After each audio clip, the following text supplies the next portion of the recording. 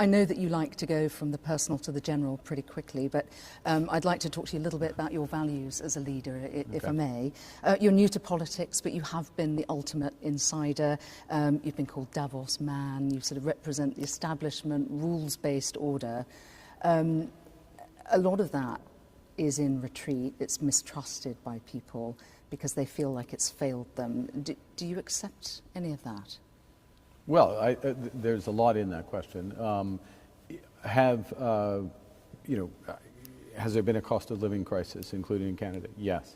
Has inequality gone up in a number of countries? Yes, not in Canada actually, following transfers. So inequality has actually flatlined and gone slightly down in Canada the last several years. Are there challenges with globalization and tilting of vote? Absolutely. I've identified those over time. So there are a series of those issues, and they are real and they translate to people. And people want solutions. Now, the solution that Canadians chose is me. We got more votes than any other party has ever got in Canadian history. We won the majority in 7 provinces. We won far many seats.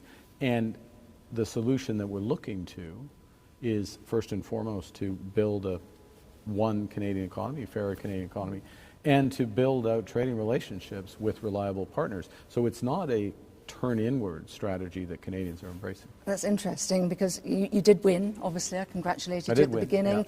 Yeah. Populists are not in power here or in the UK, but they're hard on your heels, as they are in the UK. They were ahead by 25 percentage points before I ran. So yes. I think it's important to recognize, I'm going to stress this point.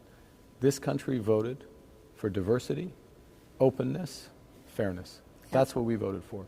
But populists are still setting the agenda to an extent, and you ran on a platform of nationalism and border security. I'm just wondering if that's uncomfortable for you as a man of the centre-left. No. I think you have to deliver. First responsibility of government is safety. Safety and security, national security, border security, security in people's communities. And look, you can't redistribute what you don't have. You have to grow the economy. There does need to be more focus on growing the economy here. So I ran on that as well. But it's this was a vote, in my judgment. This was a confident country voting. It was voting to reaffirm values. America's a melting pot. We're a mosaic. Healthcare is a big business in the United States. In Canada, it is a right. It is a very different country, and people recognize those differences and voted for those differences. We talked about it earlier with respect to the King. We have 3 founding peoples, but we are a truly multicultural society.